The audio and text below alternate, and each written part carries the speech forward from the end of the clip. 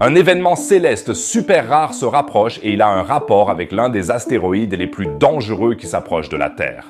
Tu pourras le voir à l'œil nu, alors reste bien attentif jusqu'à la fin pour savoir quand et où regarder. Bienvenue à tous les amis.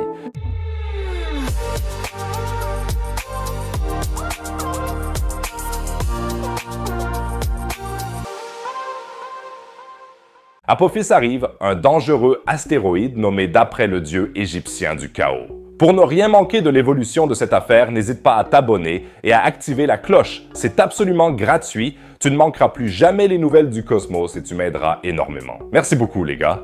L'astéroïde 99942. Apophis a été découvert en 2004 et porte le nom du dieu égyptien de la destruction et du chaos, ou comme les plus nerds d'entre vous le savent, de l'antagoniste de la série Stargate. Dis-moi, qui parmi toi est fan de Stargate? Maintenant, on pourrait prudemment se demander pourquoi les astronomes ont choisi un nom qui évoque la mort et la désolation.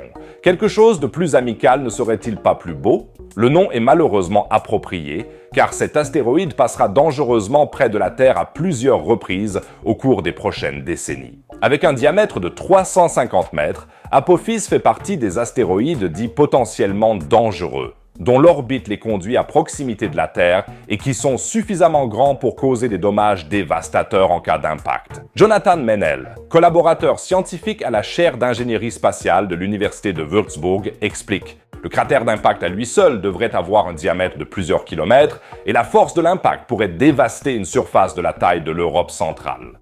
En cas d'impact, une énergie d'environ 900 mégatonnes, calculée en TNT, serait libérée. En comparaison, la plus grande explosion nucléaire provoquée par l'homme, appelée bombe Tsar, représentait environ 15 mégatonnes de TNT. Un impact d'Apophis serait donc 18 fois plus puissant que la bombe Tsar, ce qui est déjà une explosion désagréable. Mais cela serait bien sûr loin d'être suffisant pour détruire la Terre entière.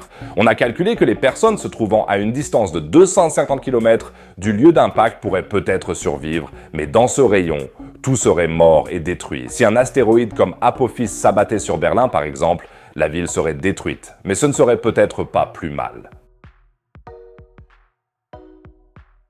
Il y a d'ailleurs un site sympa ici qui permet de simuler l'impact d'un astéroïde. Ici, Apophis sur Berlin. J'ai mis le lien sous la vidéo, c'est vraiment intéressant de jouer un peu avec. Oui, quel est le risque qu'Apophis s'écrase? Peu après sa découverte, Apophis a fait sensation dans le monde entier, car les calculs ont montré une probabilité faible mais inquiétante d'impact en 2029. À ce moment-là, le risque d'impact était estimé à 2,7%. Cela semble peu, mais c'est une valeur qui n'a jamais été observée auparavant pour un objet de cette taille. Et près de 3% pour un impact d'astéroïde apocalyptique, c'est quelque chose à surveiller de près. C'est pourquoi, dans les années qui ont suivi, des scientifiques intelligents se sont assis à leur bureau, ont taillé leurs crayons et ont commencé à faire des calculs et à examiner Apophis de plus près. Le résultat que nous avons maintenant, l'orbite d'Apophis passera près de la Terre en 2029. La probabilité d'impact a été réduite à pratiquement zéro. Ouf, encore de la chance. Un souci de moins, j'ai reçu aujourd'hui mon avis d'imposition du fisc. Il ne manquait plus qu'une apocalypse d'astéroïdes. En fait, en regardant de près la vie, ce ne serait peut-être pas si mal, mais bon. Maintenant, voici une nouvelle excitante. Elle ne nous touchera pas, mais tu pourras la voir sans aide à l'œil nu. Le 13 avril 2029, Apophis s'approchera de la Terre comme aucun autre astéroïde de sa taille ne l'a fait auparavant. À une distance d'environ 31 000 km seulement. Il se trouvera dans l'orbite géostationnaire, utilisée par beaucoup de nos satellites de communication, une folie. En comparaison, la Lune se trouve en moyenne à environ 384 000 km de la Terre. Apophis vole donc entre la Terre et la Lune et est aussi proche que certains satellites. Nous échapperons vraiment de justesse à l'impact, ce serait un bon plan de méchant James Bond que de modifier son orbite de manière minimale. Donc si tu as quelques milliards d'euros en réserve et des ambitions de méchant, ce serait un projet approprié. En tout cas, Apophis devrait être visible comme un point lumineux brillant dans le ciel du soir pendant son passage et peut-être observé à l'œil nu. Nous aurons la chance de voir le dieu de la destruction voler dans le ciel sans aucun accessoire. J'ai déjà la chair de poule en pensant à quel point il sera clair qu'Apophis nous a manqué de si peu.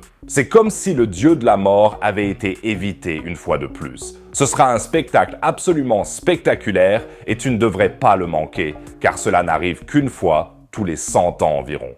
Je vous tiendrai au courant, mais ce n'est pas pour tout de suite.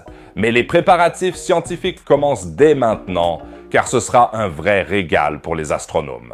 Une équipe de l'université de Würzburg, dirigée par le professeur Hakan Kayal, travaille sur le projet Nilight, qui développe 3 concepts de missions différents pour les petits satellites afin d'accompagner Apophis et de l'explorer. Le concept 1 est le suivant. Un petit satellite accompagne Apophis 2 mois avant et quelques semaines après le point le plus proche de la Terre de son orbite. Cette mission permettrait de photographier les changements à la surface de l'astéroïde et de documenter différentes mesures. Mais techniquement, c'est un défi considérable pour un tel mini-satellite. Le concept 2 est le suivant. Un petit satellite est amené à Apophis dans le cadre de la mission européenne Ramsès prévue. Cette mission comprend un satellite plus grand équipé de télescopes et d'instruments de mesure pour accompagner Apophis lors de son passage. Mais la réalisation de la mission Ramsès est encore incertaine, en fonction de la quantité d'argent des contribuables que l'on peut rassembler auprès de l'ESA. Et le concept 3, un petit satellite construit par les chercheurs, passe une fois devant l'astéroïde lorsqu'il est le plus proche de la Terre et prend des photos. Cette approche demande moins d'efforts, mais offre aussi moins de données d'observation. N'hésite pas à m'écrire pour me dire laquelle de ces idées tu préfères. Je pense que le concept 3 est le plus réaliste et donc l'idée à suivre le plus facilement, même si bien sûr ce serait super si nous pouvions obtenir autant d'informations que possible. Car même si elle nous manque en 2029, elle s'approche toujours de la Terre. Il est donc probable qu'à un moment ou à un autre, il entre en collision avec notre belle patrie et que nous soyons alors bien préparés à affronter le dieu de la destruction et du chaos.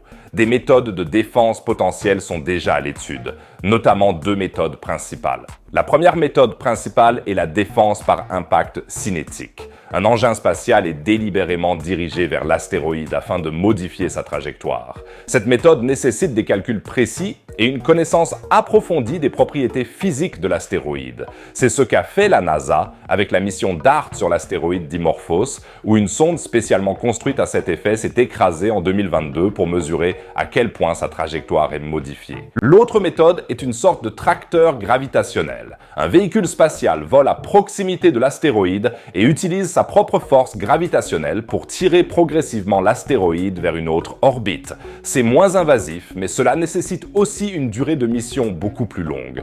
Et pour cela aussi, le survol dans quelques années est l'occasion de tests parfaites. Je pense que nous devrions faire autant d'examens que possible, car c'est vraiment comme si le cosmos nous avait donné avec bienveillance une occasion de nous préparer parfaitement à l'urgence. Je vous tiendrai au courant de tout. En 2029, je ferai bien sûr du live streaming. Si tu ne veux pas le manquer, n'oublie pas de suivre le canal maintenant et active la cloche. Restons-en aux nouvelles folles de notre système solaire. La Terre a cessé de tourner autour du Soleil. Je ne me fous pas de vous les gars, c'est vraiment vrai.